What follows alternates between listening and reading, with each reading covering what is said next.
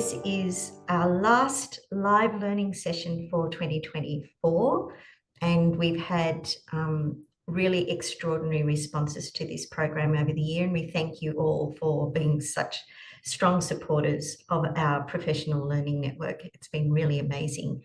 We've had almost 1,000 people registered on our learning management system now, which just goes to show that there is a real hunger and an interest in safeguarding, in understanding our responsibilities, and even understanding the emerging issues that are around this important space.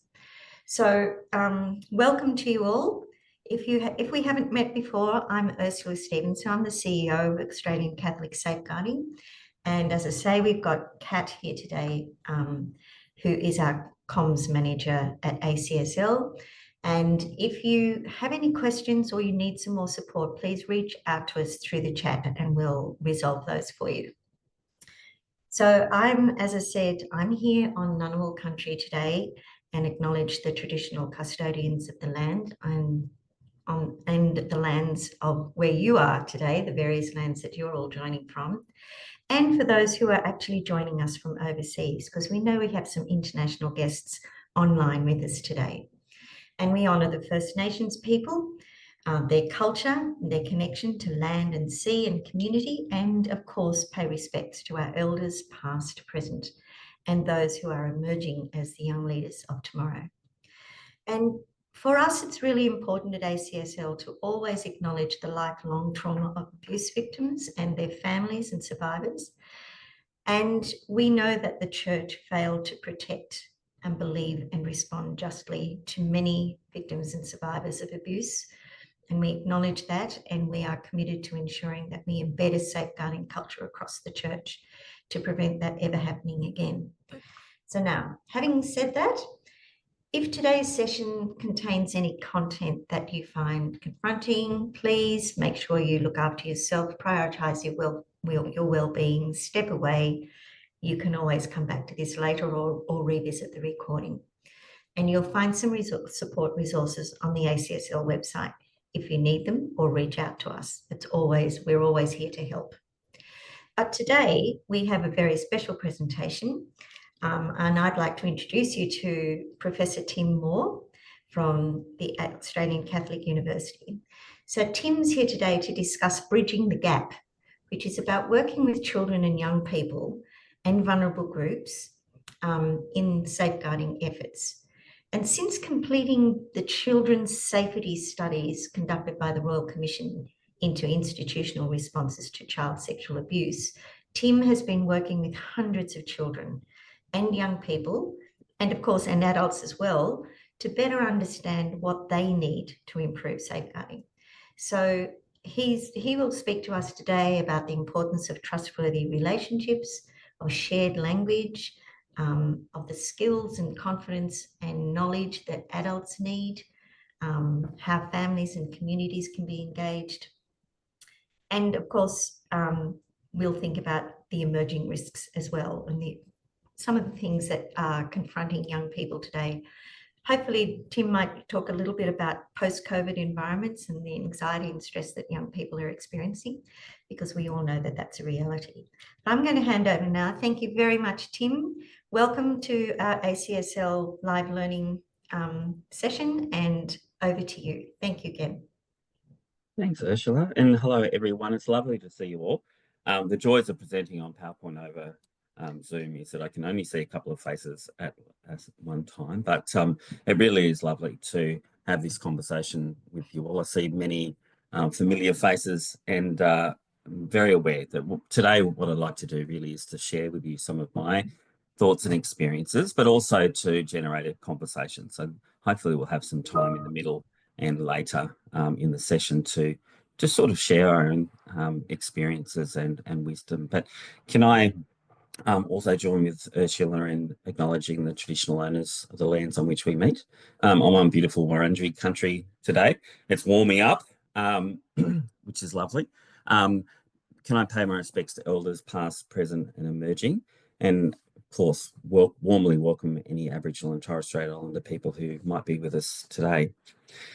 I've been really fortunate over many years to work with a whole range of Aboriginal communities. Ngunnawal country, Ursula, I've worked closely with the mob there, but also in Darwin, in Victoria, and in other places as well. And, I've always greatly benefited from the time that I've spent with them.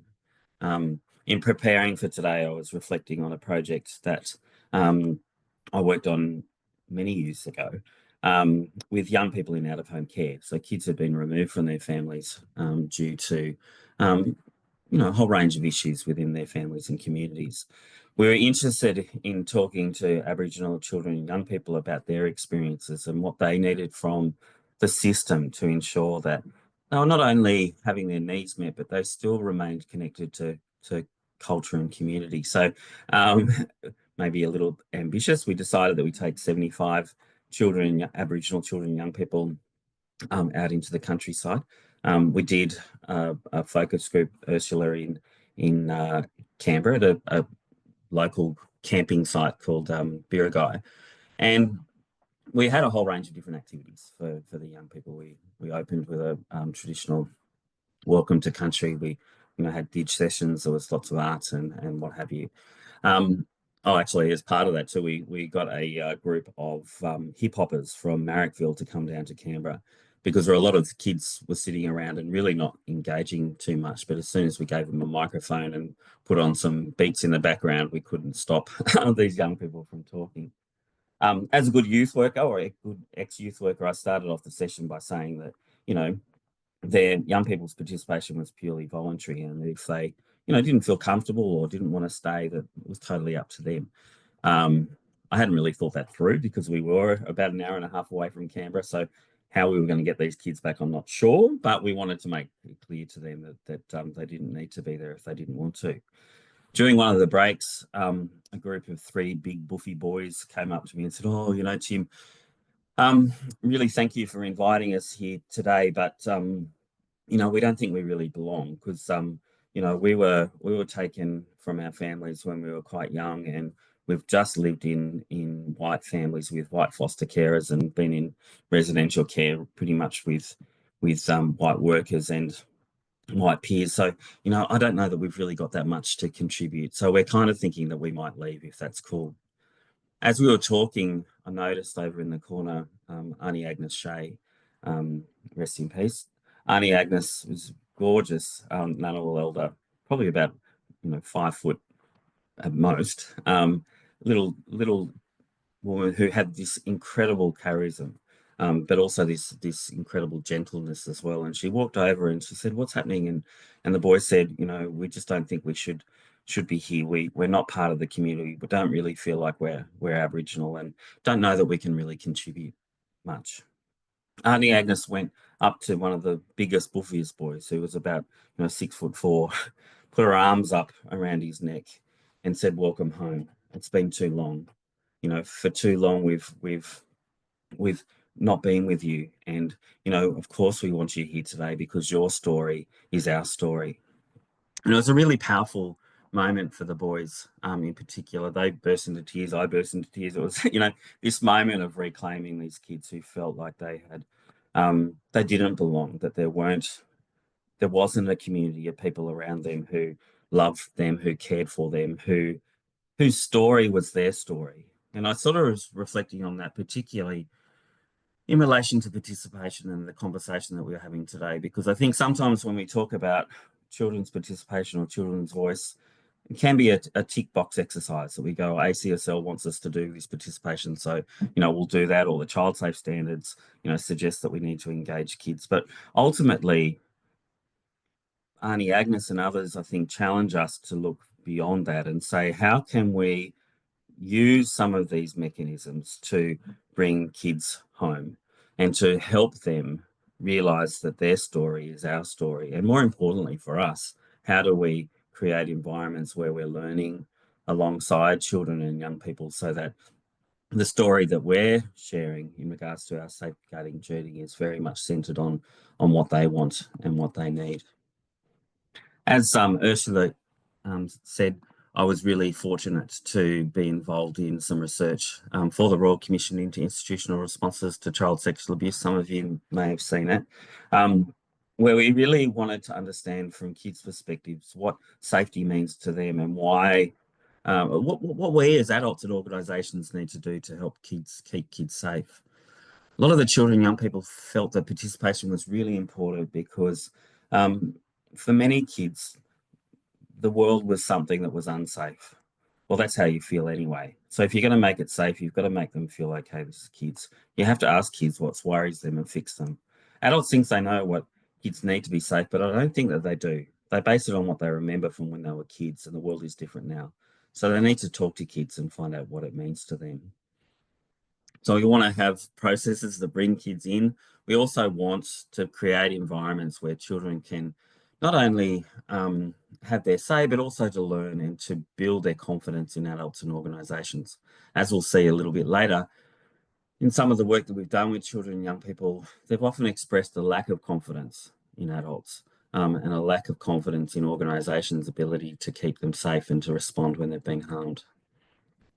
A lot of children and young people felt that participation was a great space where they can feel respected. Lots of adults don't care enough about kids, and this stuff is going to keep happening until they see us as having good ideas and believe us when things go wrong. Nothing will change. They also felt that it was really important for children and young people to understand, what were adults, that there were adults around them who were really committed to keeping them safe. They needed to, they often told us that they had become aware that adults were starting to talk about these things, but because children and young people weren't engaged in those conversations, they didn't know what adults were doing. And in many situations, that actually made them feel less safe and less confident because they didn't believe that adults really saw kids as having a role to play in this space. When we're talking about participation in child safe organisations, I think it's really important for us to recognise that actually what we're talking about is one set of practices that are really attempting to prevent institutional child sexual abuse and to respond to kids when they're being harmed. I think it's been amazing, some of the work that's been done across the country in increasing children's voice within a whole range of different organisations. But sometimes I get a bit anxious because although those participatory practices are really important, unless they're embedded in our child safeguarding work, then sometimes I wonder whether or not it's actually meeting the needs as articulated in, say, the child safe standards and principles and the like. Because we know that although institutional child sex abuse is declining, we do know that it's still an issue. And, if you're on X or what have you and are engaged with survivors there, you'll see day in, day out that there are a whole range of incidents across the country where we're really worried about the safety of kids. So it may be self-evident, but when we're talking about children's participation in child safe orgs, I describe it in regards to protective participation. Really, the intent of it is to ensure that kids are safe and that we're better responding. As Ursula said, children and young people are experiencing different types of risks now than what they might have in the past. And we did some work recently for the Tasmania Commission of Inquiry, and young people talked about the threats that they encounter both online, so online harassment, sexting and revenge porn, sexual exploitation and the like, but also amongst their peers. Ursula and I were really glad to be part of a conference a couple of weeks ago where one of our students, Gabby Hunt, talked about some of the challenges that had been highlighted in the Australian Childhood Maltreatment Study. And she flagged that although adult child abuse was decreasing in institutional context, that the rates of peer sexual assault, peer sexual violence, both within relationships but outside of those relationships, were increasing over time. And children and young people really wanted to have a conversation about that. So when I talk about protective participation, these are some of the things that I think we should be trying to aspire to do.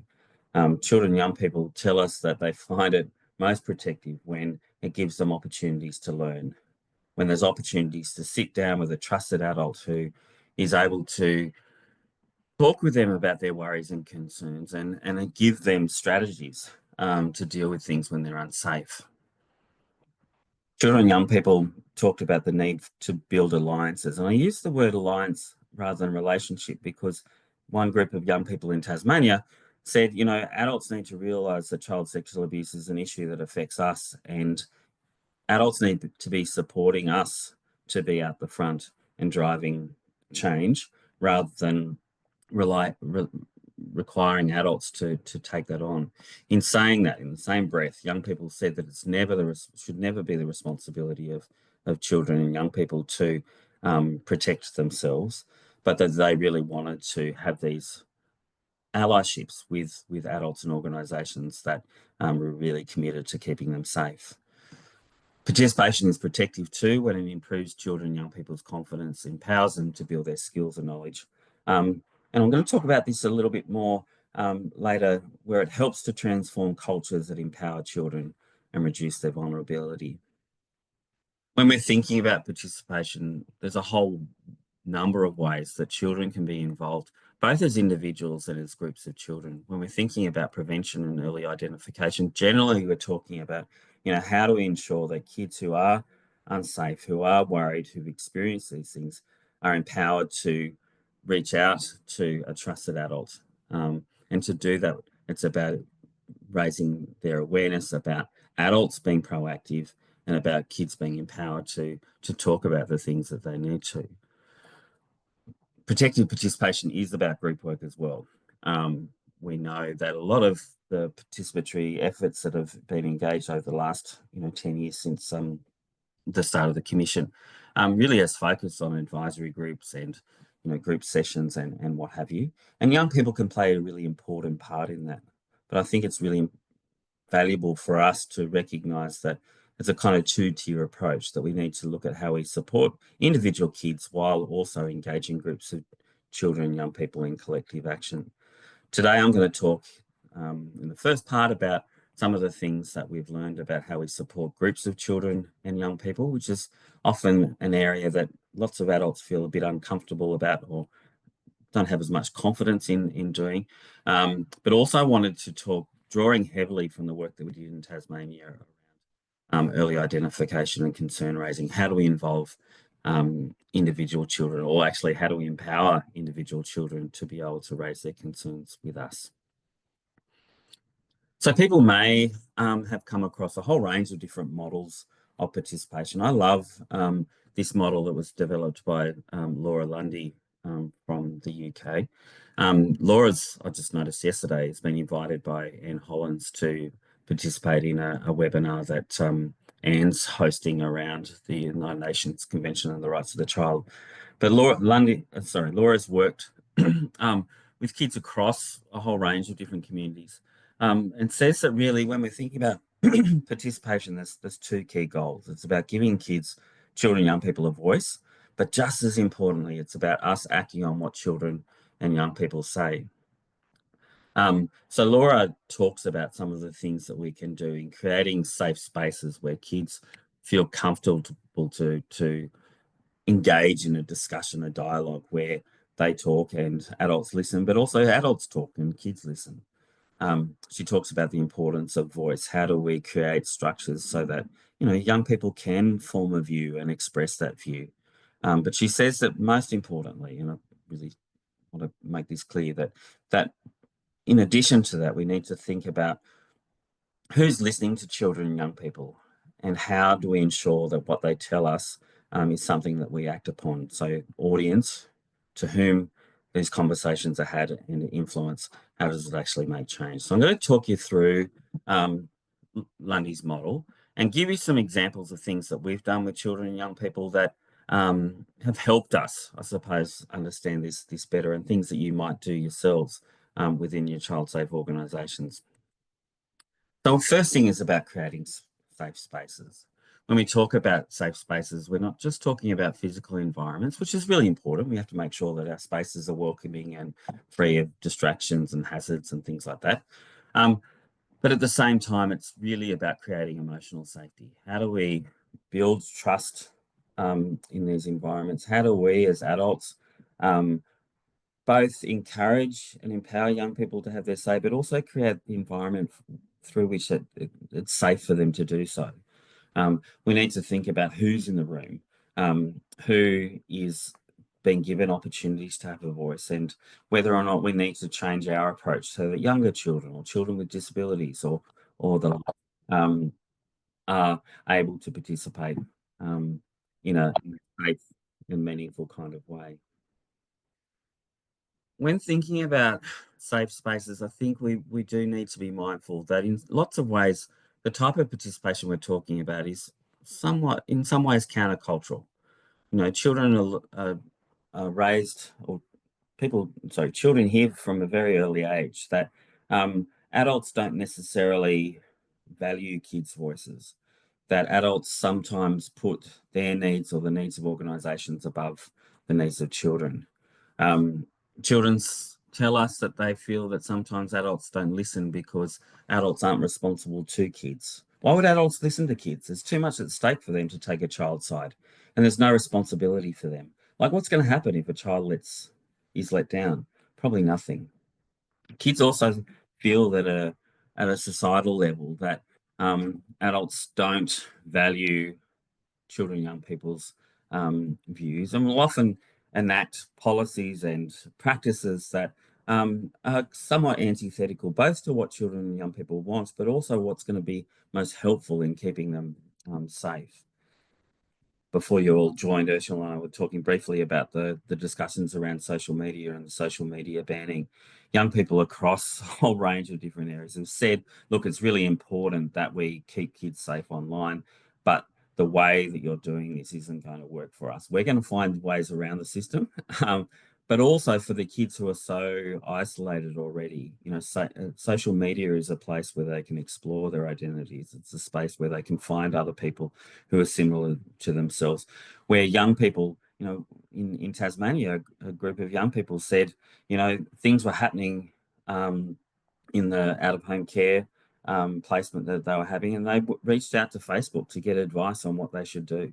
So for them, social media was actually a protective mechanism through which they could both raise concerns and have their needs met. Young people also tell us that adults are sometimes out of step in regards to things that are important to them. Climate change, for example, issues around women's rights, issues around sexuality. And I've said that when adults hold these really concrete views and aren't ready to have a conversation with them about it, young people disconnect. They think adults are either irrelevant or aren't willing to have a robust discussion about the things that are important to them. It's getting harder to have important conversations. When adults just dismiss our concerns without giving us a good reason, we give up. There's only so many times you can be called a snowflake or told that you're being too sensitive. This stuff is important to us. If you aren't respectful of that, then we'll write you off. Similarly, young people felt that organisations weren't yet in a place to listen to feedback from young people, particularly in regards to concerns, but also complaints, which we'll talk a bit about in the second half, and that adults will generally dismiss their concerns. Interestingly, young people said too that they felt that adults really often didn't have a lot of confidence in talking to kids, particularly kids who are in pain or kids who are upset. You can tell if an adult is freaked out and don't want to talk about this stuff because it's uncomfortable. If they don't know what to do, they can kind of try to cut you off or make it clear that they don't want to talk about it.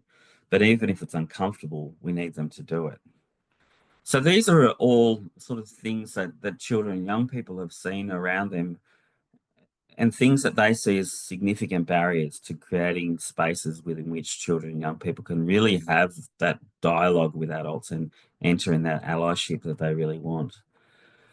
I know all of you online are deeply committed to listening to children and young people, but it's interesting, with one of the advisory groups we established, young people said to us, adults need to recognise that there's a legacy of adults between a good worker and a child that impedes the child's confidence, because many young people will go into a relationship with an adult and go, actually, you know, I've been let down this many times before. There's been this many people who haven't listened. This person seems a little bit different. This person seems a little like they are willing and wanting to hear and to act on what we're saying. But, you know, we've been let down so many times before. I'm not sure whether or not I can trust them in a way that I would like. So how do we sort of think about space a little bit differently? And for me, we're not going to change cultures within organisations. We're not going to change cultures in community, but there are some things that we can do that can demonstrate to kids that actually we are wanting to listen. With the Royal Commission project, we had a group of youth advisors from a local Anglican school, and they said, you know, we think this is so important. We think that the conversation that we have around this stuff should be had in the boardroom. I said, oh, why in the boardroom? Is it because it's a nice room? They said, no, that's where important discussions are being had. You know, so if you have the focus groups that you're running with children and young people at our school, have it in the boardroom, because it sends the messages to kids that actually this is something that's important and that something's going to come out of it. We can also set up spaces where we are really clear with kids as to what they should expect whilst they're with us. This is a tool that we developed many moons ago for homelessness services, but I think can be adapted for the work that we're doing, really helping kids understand what to expect, and importantly, what are some of the things that they should look out for. Children and young people tell us that's really important, that often adults will rush in and ask them about things without really giving them a lot of time and space to process that, and for them also to have an idea about how they might be treated within the conversations that they have. As we'll see a little bit later on, young people said that one of the key barriers to them having conversations around safety with adults was fear that there would be consequences for their involvement. So being upfront around what we're going to do with what children and young people have told us, I think is incredibly important, regardless of whether or not we're talking to individual kids or groups. Now, I won't go into today, but we spent quite a bit of time when developing this resource for the New South Wales Commission, the Victorian Commission for Children and Young People, and the New South Wales Office of the Children's Guardian, on how we can create safe spaces for kids of different ages. We learned pretty early that younger children were saying all these things that you're suggesting that we do to make safe spaces for us to talk really are geared to older young people. So in developing this, we brought in some early childhood specialists. We had some primary school teachers. We worked with youth workers to come up with some guidance for practitioners, for organisations, for people who are on their child safeguarding journeys, to create safe spaces for 3 to 8 year olds, I think 8 to 12, 12 to 15, and 15 plus. So I'll make sure that a link to those resources are available. When we're talking about safe spaces, there's lots of little activities and things that we can do with kids. This is one that many of you have probably seen before, but I think it's really quite lovely, where, you know, you get young people or children and young people to map your organisation and to identify the places and spaces that are safe or not for them. Interestingly, when we did this activity with a group of young people in Darwin, they drew the youth centre that we wanted to talk to them about. Really, you know, a small corner of the page. They drew instead the bus network and the local shopping centre and what have you instead. And we said, oh, you know, this is really important, but, you know, we're interested in how we make the physical space safe for you, so that you can come and actively engage. And many of the young people in that group said, well, actually, we can't get to you. We can't get to the safe workers to this service, because to get there, we have to catch 3 buses. We have to go through a part of town where there's a lot of adults who are drunk and who are violent and aggressive and what have you. So it's unsafe for us both getting there and, more importantly, getting home when it's quite dark and the like. So if you want to be a child safe organisation, you need to think about, you know, how you can help us to get to the centre safely.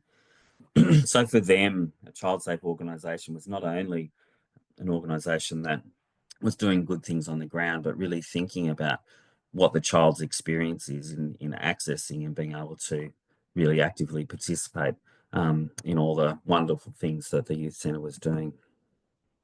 So the first domain was space. So how do we create a space? The second part is around empowering voice. Children and young people tell us that, it's very unusual for adults to talk to you about some of these things. And so sometimes, we have to kind of practice and learn so that we can have something to say. So children and young people tell us that a key component of this voice aspect is about building their confidence, giving them opportunities to practice having a say and to see that adults will listen. It's also about thinking, well, what are some of the child and youth friendly ways of doing these things? How do we embark on these conversations in a way that aren't driven by adults, but actually driven by children and young people themselves? When we talk to children and young people about some of the things that they would change if they were in charge of a child safe organisation, they'll say, stop seeing participation as something that adults lead, that adults drive, that use adult language or adults tools to have conversations with us. Sort of think about some of the things that we do. Think about where we feel most comfortable and where we feel most empowered to have our conversation and do that. And for many of the children and young people, they talked about peers. In Tasmania, young people felt that it was really important that some of the school leaders actively have conversations with their peers around what was going on, because they thought there were lots of things that kids didn't share with teachers. They too were really mindful of the fact that they didn't think that they should be held responsible, and that they needed to get training and support so that if kids, say, made a disclosure, that they could respond, but that they wanted to play an active part in having conversations with kids in this way. A big part of it too was that children and young people wanted to have choices. Do I want to be involved? Do I want to engage in this type of activity? Do I want to have this conversation? Do I want to answer these types of questions? Young people felt that they weren't empowered unless those choices were really upfront. When thinking about voice, I'm often reminded of one of my heroes, a guy called Janis Korczok, who was a paediatrician who ran a orphanage in Warsaw during World War II. Janis ran this orphanage, and every night he'd tell these stories to kids. Now, Janis was kind of of the view that fairy tales, modern fairy tales, weren't very helpful for the kids that he was talking to, because they always had this happily ever after, and many of the kids that were in the orphanage didn't necessarily experience that, and they often, pushed back against it because they said that doesn't represent our life. So Janis used to share these stories. They're a little bit edgy, but one of which was a story that he wrote then into a book called When I Was Little Again.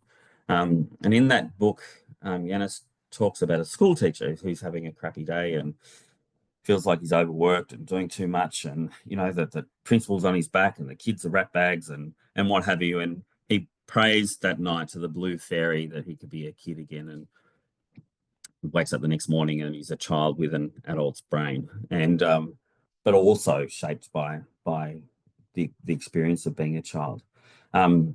And he talks about his experience of the day, the joy and wonder that he encounters when it starts to snow, how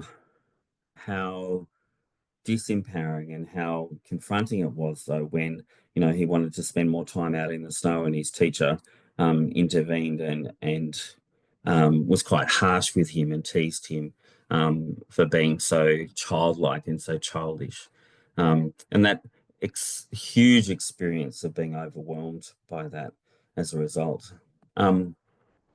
So in that recollection, Janis wrote, "When I was big, the more interested I was in something, the more I could talk about it." Sorry, I can't see it on my screen. But it's different with children. If something interests them, it's the very reason that it makes it difficult to describe. So he was saying that for children, sometimes the most important things are the things that they find most difficult to talk about, because they can be so overwhelmed by that moment and that experience. So he says that we need to have time. We need to create space for kids and allow them to process their emotions and process the story so that they can have a conversation well. With the Royal Commission work and other work that we've done with kids, children have told us, oh, sorry, a lot of adults have told us, well, maybe it's not okay to have some of these conversations with kids because we don't want to expose them to adult knowledge that they might not have been encountered before, or might make them feel awkward or the like. Young people in our advisory group said, well, quite simply, find out what we know and start with that. Don't introduce new stuff, but find out what children and young people already know about what they have heard, what they see, um, and use that as a platform. Have scaffolded conversations around what we can do. And I'll put some resources or links to resources into the email that's going to be sent out afterwards, talking about some of the ways that we might do that with children and young people.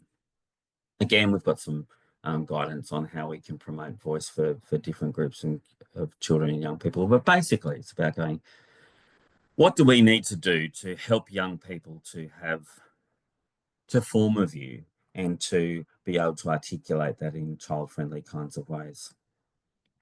One thing that we've used are the safety shields, where we ask kids, what are some of the things that would protect you from feeling uncomfortable or embarrassed, or what are some of the things that might protect you from adults responding poorly?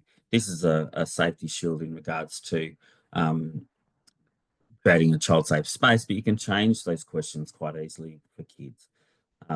So it might be about, what are some of the safety shields that will keep you from having, negative consequences if you share something that an adult's doing that's not okay? What do you need to have in place? What do you need to be assured about for you to have the conversations that you need to have? Again, we'll share a link to that resource later on.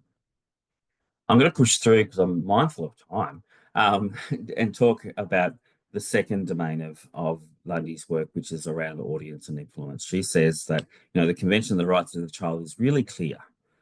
The role of adults and organisations is not only to help kids express their views, but for adults to take into consideration those views when making decisions that affect children and young people. So she talks about the need to really think about audience. Who have we got in the room? Do they have the skills and confidence to genuinely listen? Children and young people say, if adults don't show they respect what you're saying, then we give up, we turn away. It's about looking at how we build relationships of trust. Now, maybe a little bit controversially, but I think, in some of the conversations we have about child safe organisations, we worry a lot about adults and the adults that interact with children and young people. And I think that's important that we do that we are mindful that adults can be a risk for children and young people. But kids say to us that actually what we need most are lots of trustworthy adults around us who can support us. So when thinking about our child safe work, we have to go, yes, we have to make sure that the right adults are with children and young people, but at the same time that we're building trustworthy connections so that every child will have someone that they can turn to if they need some help.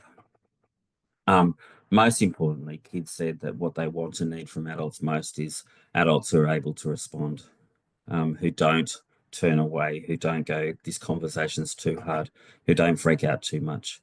They also want to engage with powerful people. We think that the bosses should be the ones listening to us. It's nice for people who have real power to hear what we have to say. So how do we do some of that work? Well, part of it, I think, is working with children and young people to identify the types of adults that they want and need within their organisations. Who do they want to listen to what they have to say? This is a tool that, again, that we developed for kids in homelessness services, but ones that could be easily adapted for our child safe work. Who, working with kids, to come up with a job description of the type of adult that they want to lead their participatory work, their youth advisory group, their focus group, or what have you, and come up with what are the attributes, what are some of the things that they would value and would make them feel most safe. Also thinking about, well, are there some mechanisms that we can build in after our participatory work to ensure that those people in our organisations are really listening?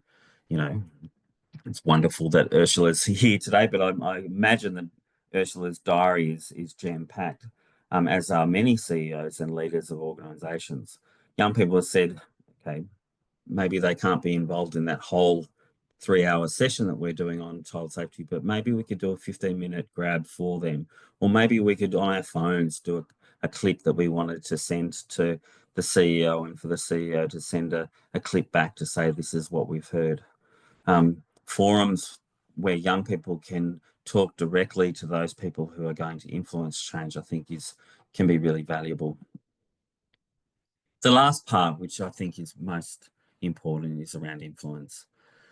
Children and young people say that they're incredibly frustrated when they're asked about their ideas, and adults and organisations do nothing with it. They recognise that often there is, an expectation that we do participation in organisations, but they go, unless you're actually going to do something with what we say, then really don't waste our time. Now, in saying that, children and young people are really clear that adults and organisations aren't going to be able to respond to everything they ask for.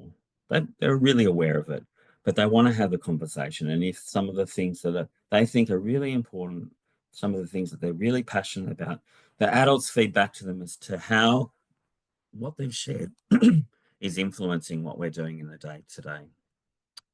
Obviously, this quote is so important that I put it on there twice. But young people say the worst thing they can do, adults can do, is say they're going to do something and then not do it. If they let us down, we won't trust them again. So thinking about, are there policies that we need to have in place? Are there, agenda items on our board meetings, at our board meetings where we report on some of the things that children and young people are telling us? Is there a mechanism for us to feed back to children and young people as to how what they've shared with us has influenced what we do in the day-to-day? A practice tool that can be used to help children and young people understand how decisions are made and who's doing what, and also for us as adults to map how what kids have told us is shaping what we're doing is an influence map. Children and young people love these, where they can see how their involvement, how their investment is changing things. And I think sometimes it's good for us too to go, how are our efforts making a difference for children and young families who we support? Children and young people, as I mentioned before, are aware that lots of adults and organisations are doing some amazing things, but have said too that sometimes because adults don't share that with them, they're not always, their sense of confidence in the adults and the organisations isn't particularly high. Children and young people, for example, when we did the Royal Commission work, were really worried about child abductions because it was all over the news, and they were really fearful of people coming in and stealing children from the school or from the streets or what have you. A group of Year 5 students were flabbergasted when their principal, who sat in on part of the workshop, said, well, actually, we've doubled the number of teachers who are out on playground. We're having walking groups, so kids come to school together and there's always an adult around. And the kids went, oh, I didn't realise that was around our safety. I said, why didn't you tell us that? Why didn't you trust us? We're freaking out and we're worried that we're going to be hurt or harmed, and we didn't know that you were taking this seriously and that you were doing it to keep us from being unsafe. So communicating, feeding back to children and young people is incredibly important. I think a key aspect of protective participation is not only hearing from children and young people, but also having that dialogue. We've heard you, and these are some of the things that we're doing to keep you safe. Because unfortunately, so there's some of the positive aspects of participation. Unfortunately, we hear from children and young people that when we do participation poorly, it can actually be antithetical to what we're attempting to do. Now, again, one of the beautiful things about most children and young people is that they're pretty forgiving. They're pretty patient with us adults, and go, yeah, okay, you'll make mistakes. Be honest about those mistakes, and we can work with you to find solutions. But they also tell us that when we don't do things well, that it can actually reduce their sense of confidence and their ability to raise issues with adults when they need to. That really frustrates me. Adults who say, tell me if you need some help, and then when you do, they just go, don't worry, or I'll do something, but never do. If you think, oh, I've told them enough stuff, empowered them enough, it's not their responsibility, that's bad. Young people should never feel like they're the ones who are responsible for their safety. So when we think about participation, going back, I suppose summarizing, it's about going, how do we create environments where we're saying we have a shared story, where we see each other as partners in children's protection? How do we create environments that empower kids to have their say? And how do we foster environments where children not only feel safe, but are safe? How do we think about what children need to be able to articulate their views, and for us as adults to listen? How do we ensure that we have the right people in the room that are listening? And how do we ensure that what children and young people are saying gets to those who need to hear it most?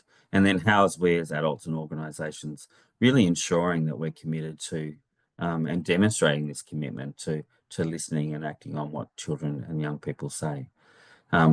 So that's kind of a very quick overview, I suppose, of some of the things that we've learned from children and young people and their expectations of us in engaging kids at a collective level. We'll talk a little bit later, recognising time, about some of the things that we might do in regards to supporting individual children raising concerns and worries. But we might pause for a minute, Ursula, and give others an opportunity to talk. I recognise that amazing expertise amongst the team here today, so be keen not only to answer questions, but to have a bit of a conversation. Ursula. Look, thank you so much for that. There was really some very interesting messages in your presentation so far. And I thought that the one that really resonated for me is this idea that participation needs to be purposeful. And that message, it really resonated. And I guess in starting to share some of the reflections, one of the things that I recalled was we were auditing a school, doing a safeguarding audit at a school, and the principal told us that that they have at assembly, they have safeguarding assembly. So the first assembly of the year, they actually lay it out for the parents and the students, visitors who come to the school, they wear this coloured lanyard, Yeah. all of those kinds of things. And it gave the parents confidence that this was top of mind as well, and gave them permission to talk to their children about it, which I thought was a really, really powerful way in which to demonstrate that commitment of engaging young people. So thank you for that. Tim, one of the things that my granddaughter is 14. They have a class Snapchat channel. So I'm really interested in, how that kind of those things that schools put in place during COVID to actually keep kids connected and supported are going to be influenced by this change in the legislation. I'm sure that that's only just one of the kinds of channels, WhatsApp groups and other things that, yeah. Yeah, it'll be interesting. There's a whole, I mean, and it's been interesting looking at or seeing what types of social media is in and what's out. So YouTube was out, but it's now back in because people recognize the educational value of it. Things like Snapchat have gone in and out. So it's interesting to see what's there. I think, I mean, it does open up an opportunity, which a number of schools and other organisations are sort of looking at as to, are there purpose-built communication apps and what have you that people can use so that they can monitor it and what have you as you go. But yeah, I'm very hesitant about some of the issues where we're throwing out the baby with the bathwater, where for a risk that I don't want to understate the impact of negative, social media, of, bullying and harassment and some horrific stuff that happens online. But whether or not we're missing opportunities to actually strengthen the positive parts of these connectedness as part of this, I'm not sure. Yeah. So now we do have a couple of questions in here. Kelsey said, I have a question regarding different levels of leadership power in churches to engage children's voices. I work with various independent churches, and youth leaders tend to be the ones having discussions with children, but it is the senior ministers that can actually make changes. Do you have any suggestions about how to engage senior leaders who are able to make the changes? Yeah, and I think that's definitely an issue for our churches and church group parishes, but also bishops and the like, but also within big organizations. How do you invest how do the leaders have the time to be able to sit with children and young people about these things? I've sort of mentioned before, how do we document what kids are telling us in a way that we can provide a report to the board or to the in this case the pastors or the priests or the bishops or whoever. How also do we give, one of the things I'm really passionate about participation because I've had the opportunity to really experience how wise and how funny and how engaged and how passionate children and young people are. And I think sometimes adults and, maybe adult leaders in particular kind of go, is there real value in me actually doing this? Is it, am I going to learn anything more? Am I going to, or is this, mostly a symbolic gesture? If we give these adults, these leaders opportunities to experience that, I think, they will invest more.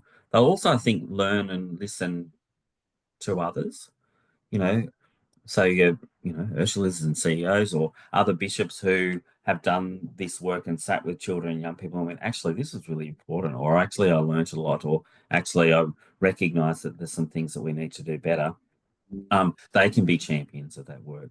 So I think, in short, thinking about how we can look at what others are doing and encourage our leaders who are doing this well to really challenge and encourage their peers to do similar work. I think that plays out incredibly positively. And, we've seen that in some dioceses where bishops have invested in that work, where senior ministers have really stopped and listened and been there for a champion for this type of work later on.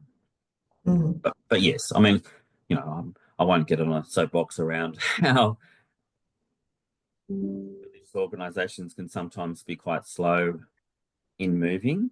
But I think in some ways our work with kids can actually encourage us and empower us to work in different ways too, of going, okay, how can we get over some of the challenges that we all experience as members of religious communities in different types of ways. Okay, so there's another question now from Christine. She's quite keen to understand about engaging 12 to 14-year-olds. Yeah. So we'll send those resources through. Yeah, great. We're really committed to include stuff for 7 to 12-year-olds in particular, because it'd be lovely to hear from others, but my observation is that we're doing quite some great work in early childhood and with younger kids, and we're doing quite a lot of stuff in youth leadership programs, for 15 pluses, but often it's the middle years that aren't necessarily getting a Guernsey. So happy to share some of those insights, and we'd really encourage those who are online who've done work in that space to share their thoughts too. Yep, that would be great. So Graham said, I would love to hear more about the current strategies in place to tackle the more contemporary issues, such as peer sexual assault, and the supports available for children and adults at risk who may face this. Yeah. So peer sexual assault is an issue. I think we're still trying to unpack what are the drivers of sexual assault and sexual violence broadly, but there is some evidence that, say, young people's exposure to pornography is having an influence on what young people expect in sexual relationships, and it does shape young men's attitudes and their behaviours in ways that are highly problematic. some of the key writers and educators in the area are saying, alongside strategies like trying to reduce young people's access to porn, we need to be really helping young people to develop their critical skills so that they actually can make sense of some of the things that they're hearing from the Andrew Tates of the world or what have you, who can look at some of the types of relationships that are, evident in pornography, but also in, mainstream media and what have you as well, and for them to unpack it and say, actually, this isn't the type of relationship that I want. This isn't the type of man or human or what have you that I want to become, and to give young people alternatives around many of those things. Children, young people, we're doing some work at the moment with young people who have experienced violence either in their childhoods, but also within their personal relationships. And, young people have been really clear that shock tactics don't work, and the don'ts are okay, but ultimately they want to come up with new schemas. They want us to focus in our conversations around what does make a good relationship, what does make what's a healthy sexual expression, what's the joy and wonder and all the good bits about having a really healthy relationship with someone else, and how can you help me to achieve that, rather than just focus on what not to do all the time, because kids, tell us that often they'll fall back to what they think they know, rather than have aspirations for the types of people and types of relationships that they would like to enjoy. So, I think that is tough for us, particularly within Catholic organisations or some other faith-based organisations, where it's particularly uncomfortable to talk with young people both about the do's and don'ts, but also some of the influences that are shaping young people's thoughts about this stuff. It was kind of interesting. I was talking to someone recently about the campaigns that have been rolled out. You would have seen on telly about having conversations with young people. My understanding from feedback with the focus groups for that campaign was that parents in particular said, we think it's really important that this message is communicated, but oh my God, what happens if my child tells me this or child tells me that? Am I actually equipped to be able to respond? So maybe it's not the right time for this messaging to be out there. So I think for us as adults, we need to also do the homework, look at how do we best respond to children and young people? How do we do it without judgment? How do we do it to create a space for some of these uncomfortable conversations where kids can actually learn from us, but also how we as adults can learn from young people and their experiences too. So one of the things that we're asked to do when we worked with children and young people in Tasmania for the Tasmanian Commission of Inquiry, which really focused at children's safety in government-run organisations, so in schools, in hospitals, in out-of-home care and youth detention, was around complaints and what a child-friendly complaint process was. Interestingly, children and young people said from the start, don't talk about complaints, because there's a whole lot of reasons why kids either don't feel safe or don't feel comfortable or don't really see it as the role of kids to make complaints. Talk about it in different kinds of ways. So they talked about raising concerns or talking to adults about worries, because they're also mindful too that when we talk about complaints, it's about responding when something bad had happened. Children and young people said adults waste too much time on that and don't do enough, in our language, prevention work. That children and young people often will have an encounter with an unsafe person, place or situation. And it's at that point that adults need to be accessible to kids for them to be able to say, actually, this adult's a bit weird or creepy or strange or what have you, and for adults to respond in that moment rather than something happening later on. Children and young people talked a lot about creepy adults in a number of the projects that we've done with them. Adults who kind of seem not quite right, who say or do things that just don't feel okay. But children and young people also tell us that, when they raise their concerns with adults will often say, well, what did they do? And kids will say, well, they made me feel weird, or they acted strange. And kids' perception was that adults would only respond to a child's concerns when the child could give them something concrete. Interestingly, in Tasmania, children, some of the young people in one of the schools there said, we need to train younger children to use different words when raising their concerns. Maybe we should teach them about language of child abuse or pedophile or what have you, because that's the only way that adults would respond. Other young people in that group said, no, that's too risky. What adults need to do is to take on board when we are feeling unsafe and having the conversations that we need. So when we talk to children and young people about what they need from adults when they're feeling uncomfortable, or when they've encountered someone that they think might be potentially, abusive or what have you, that adults really needed to be respectful and to open up, like we've just discussed, a space where kids can have those conversations. Probably should preempt that again by saying that young people felt that it was important for adults to be proactive, that they shouldn't wait till something bad happens before they're engaging with children and young people. And thought that, say, in school environments or in youth services or in churches, potentially, that adult leaders needed to check in with children and young people throughout their engagement with that organisation to see how they're going. They should have surveys or meetings where kids can talk about what's going on, even if it's nothing major.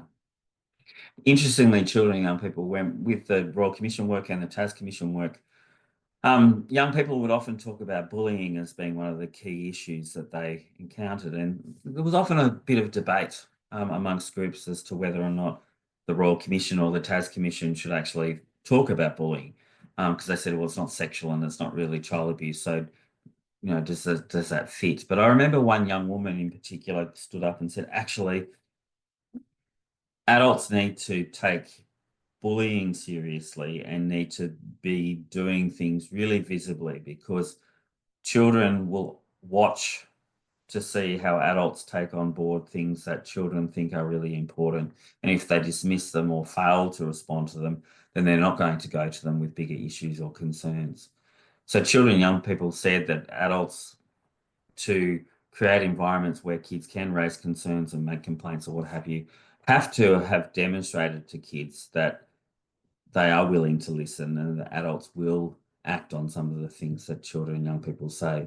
I won't talk about it now, but children were aware of natural justice. They were aware that, sometimes adults, they misunderstood what adults were doing and they didn't want, an adult to be sacked, but they wanted for people in that agency to be sort of watchful and mindful of what was going on. Respectful listening was really important. Having some clear policies that children were aware of was invaluable for young people. Don't talk about complaints, because that sometimes turns kids off. They may not feel comfortable making a complaint, but they'll be happy to talk about worries or concerns. They wanted adults who were skilled and knowledgeable so that they could pick up on things and respond in an appropriate way. And they needed some action and follow through.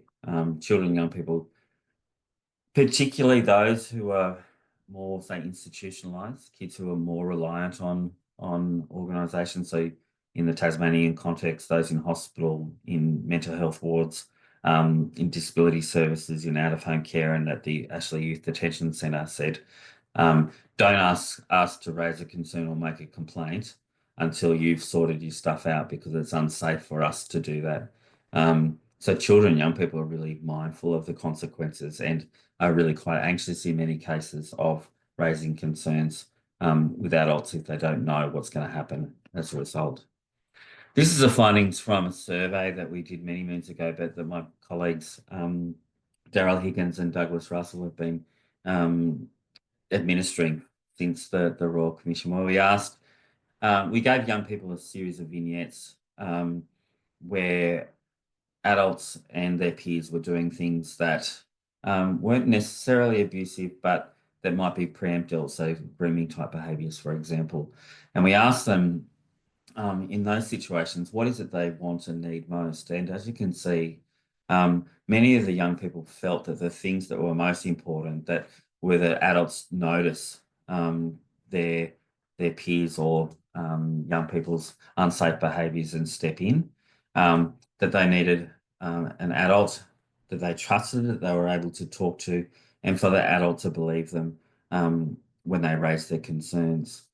Unfortunately, however, many of the young people in the Ask YP survey told us that in the school context, in the first rounds, we just focused on schools in regards to how schools would respond. But we've done it again with other groups, including religious groups, sporting groups and the like, and the findings are not dissimilar. So most young people feel that adults in their organisation wouldn't know if a child or young person was safe, that 4 in 10 felt that they wouldn't feel comfortable talking to an adult. More than a half of young people felt that adults wouldn't believe them if they disclosed or raised a concern. And therefore most would turn to a parent or friend before someone that they approached within the organisation. In regards to agency, which is really important to many young people, they felt that adults would take over and not involve them in what happens next.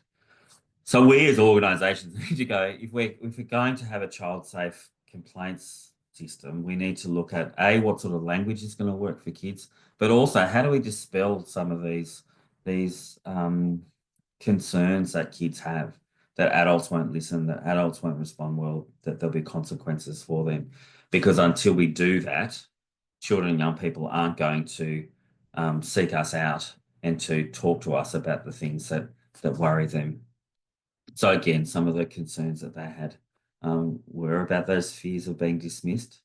A lot of young people feeling that maybe they didn't know enough about issues like grooming. We talked to all, I think it was 75 young people in Tasmania. I think 3 knew what grooming was. With the younger groups, we didn't flag it unless they talked specifically about some of the things that specifically about grooming, but with the older ones, we said, look, the commission's interested in these things. What do you think?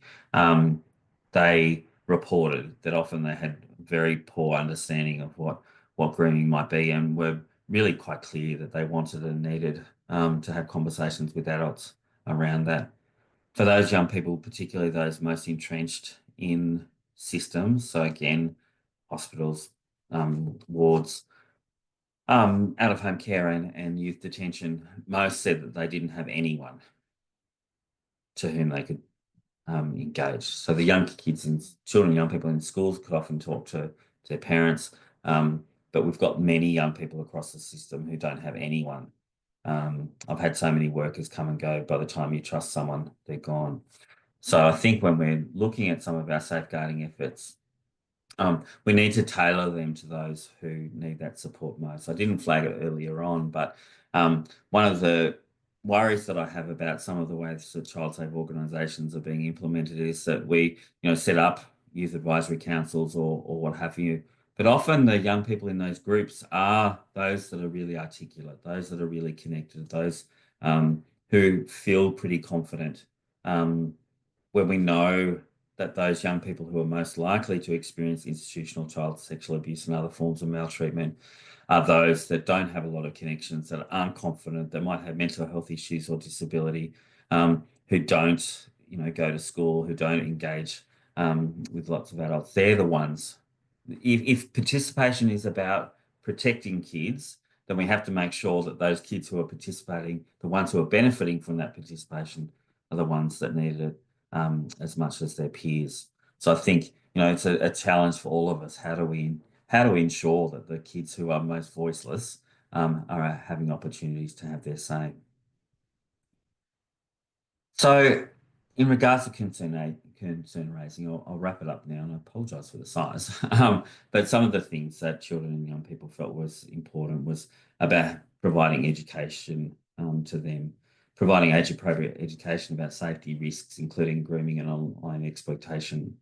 We need regular sessions where someone explains what's normal and what's not, so we know when to speak up. Practice, practice, practice. kids felt that it was important to have lots of opportunities to practice talking to children in these to adults in these different kinds of ways. I put the soapbox on there years ago. I used to run camps and with young carers, so kids who are looking after a family member with an illness or disability, and we were doing consultations with them around what they needed to cope in those scenarios, and young people were often quite silent. And one of the young volunteers that had been a young carer themselves got a soap crate and put it in the corner and said, stand up on the on the soapbox and just whinge for 3 minutes, because no other time in your life do you get to whinge, and whinge about us first. And the kids got up and were a bit tentative, but then all of a sudden we created this environment where kids were quite empowered to share their stuff. And the affirmation that they got when we talked to them, when we shared with them what we'd listened, and where we went, okay, this is what we're going to do with it, actually gave them confidence that adults did want to listen and would do with something that they, with what they told us. Create safe reporting channels, thinking about, what mechanisms do we have in place? How do we ensure that kids are safe throughout the process? And how do we feed back to them? And importantly, how do we engage parents and communities so that we're also ensuring that the protective conversations and the participation that happens in the school is reflected at home and within the communities as well. If you're going to do something with kids, maybe provide a fact sheet to parents saying these are some of the conversations we're going to have. These are some of the follow-up questions you might want to ask your kids who might not have raised things in the group that they really needed to do so. I'll share with you a number of tools that have been developed for helping kids to raise concerns and make complaints that are a bit more youth-friendly, that phrase things differently so that children can not only say, this is what I want and need, but this is what I want to have happen. Because as I said, one of the key barriers for kids is that they feel like the adults will take over, and that they need to be involved in both understanding what adults are doing, but in finding some solutions to the issues that they've expressed. We have a part to play, but adults need to listen, believe us, and act. So I've covered a whole lot of stuff today. Really thank ACSL for promoting this discussion, and I really am keen for it to be a discussion. So please reach out after today, both individually or collectively, because I think one of the things that we could be doing better as a sector is sharing what works in our day-to-day work, but also what are some of the things for the bigger organisations who are here, and it's lovely to see some CEOs and others. What are some of the things that we can institute at an organisational level that will really change the way that we work with kids? Kate Chisel says, the lesson to be learned is that effective protection of children can only be achieved by listening and taking them seriously. The conventional view of protection has been a one-way process, with adults as agents and children as recipients. What is now needed is a more sophisticated approach, in which it's understood as a dynamic process in which adults take responsibility for keeping kids safe by listening to and respecting their perspectives, while empowering them to contribute to their own protection. Thank you.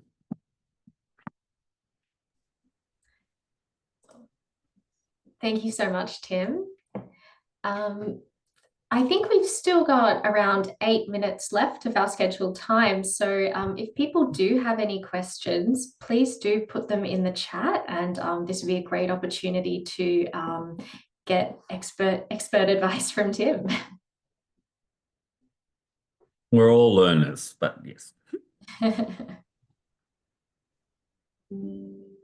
Well, just while we're waiting to get some questions and some observations from our participants, Tim, thank you so much for that. It really brings home to me the influence that the Institute for Child Protection Studies at ACU has had over the last 20 years. I know we're celebrating 20 years next year, but I think that sometimes we forget to understand that we have thought leaders in this space among our own experts, and it's really helpful to know, like the fact that you've actually provided the insights and guidance to the Tasmanian, the Victorian, and the New South Wales governments around guidance and developing those guides is really, really important. The work of the National Centre for Research into Child Abuse, I think your engagement there is also very important and influential, and your participation in the National Leaders Program. So where do you think, if I can just ask you one question, where do you think you talked a little bit about the emerging risks and issues. Yeah. What do you think is kind of top of mind now for young people in this kind of post-COVID environment? Yeah. What do you So hear? I think that there's some, I mentioned bullying. Bullying is a concern that young people have had for a long time. And it's been interesting, I'll explain why I'm talking about bullying. Young people we've watched organisations develop their thinking about adult bullying. Like a worker in an organisation can get fined or sacked or whatever if they bully someone else, and the organisation can be held accountable if they haven't put the right training and support in place to ensure that bullying doesn't happen amongst colleagues. But for young people, that those supports and those accountabilities aren't in place. If I bully someone at school, there's not going to be any recourse for that other young person, and the school's not going to be held accountable. So, what does that mean to us? So young people are very mindful that what some of the things that they really are calling for is for adults to think about how organisations can be more accountable to young people, and what sorts of mechanisms might be in place to sort of change cultures, and to see that actually we've pretty much obliterated workplace bullying. Can't we do the same for some of these issues that are there? Sexual harassment was something that the Tasmanian young people spoke about at great length. It was really sad that many of the young people said nothing's going to change while adults are in charge. The current generation of adults are in charge. It'll have to be when we come through, because adults either don't believe that harassment is real, or they saw all the Brittany Higgins stuff that was going on and said adults have made a complete mess of this and won't ever get it right because they're not committed to the cause. So we're going to have to take over. I'm not necessarily of that view, but I think that we, with those types of issues, need to go, okay, let's draw on the passion and knowledge of young people around some of these issues and find some solutions together. Absolutely, online stuff is a concern for many young people. Sexting, and also revenge porn, where those illicit photos are shared with others is a big concern for young people. But again, their view is, let's not ban it. Let's just look at how we can have more control over what's out there and how we can empower young women in particular to make different types of decisions about what they share, and to have more accountability for young men who are engaging in these practices as well. So, I think there's a lot to be done, but as lots of young people, are aware, adults are pretty ill-informed about some of these online risks, and are being asked to find solutions when that's not necessarily in their camp. So young people saying, please sit with us. We can come up with some solutions together. Can I just make a point, Geraldine? I'm very mindful that we had other vulnerable adults in the title, and I'd hoped, forgot during the break and then now, to talk about some of the ways and to ask the group some of the ways these things might apply to other vulnerable groups. I think for me, some of the cultural stuff that we talked about is just as significant in regards to ageism and disableism and what have you, that we often maybe ask the wrong people around what people with disability or older Australians or whoever might need, and that we need to be really upfront around how our church organisations, how our civil organisations have really failed to challenge and to find new ways of managing the misogyny, the ableism, and what have you that's very prevalent, not only in the organisations but the interactions that we have with those who are vulnerable in inverted commas. Thanks, Tim. We've just had a comment from Christine. She says, thank you for all your comments on how young people can raise concerns, very relevant to the bullying and harassment noted in my work. And we've just had one question come through from Caitlin. She said, thank you for what you've shared today, Tim. My organisation, Education Based, is currently reviewing our complaints process. In your opinion, is it better to have a separate documented complaints process for children and young people with resources specific to them? Or is it more empowering to have a single documented complaints procedure for adults and young people, but try to make the language as accessible as possible? I think there's some technical stuff or specialized stuff that we need to include, but my advice is always, if we can make all the communication that we have accessible to young people, then reality is that adults will often find that more accessible too. Say for example with the TAS Commission work, we wrote whatever it was, 1,000-word report. People didn't read the report, they read the animation. They didn't read the adult's executive summary, they read the kids' summary, because it was more accessible, it was easier, it was very clear, and we had to think about how we articulate in a way that really hit the mark. So in my sense often is that if we write to in a way that's accessible to young people, then busy adults who don't always have the time to read or don't necessarily want or need to wrap their heads around some of these things can find it helpful too.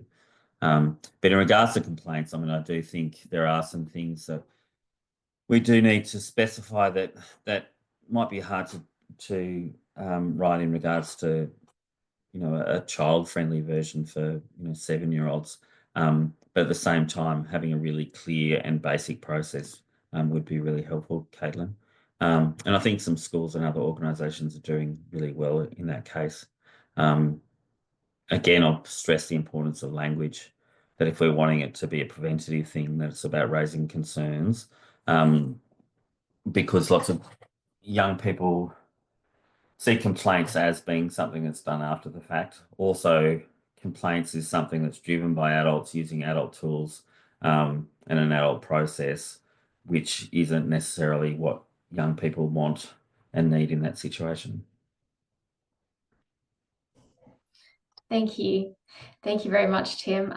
Well, I think we're at about 11:30, so I think that brings us pretty much to the end of our time. So thank you so much, Tim, for your presentation and sharing your insights into all of the work that you've done with children and young people. It was fantastic to hear about your experiences and your research. Thanks, Kat. Thanks, everyone.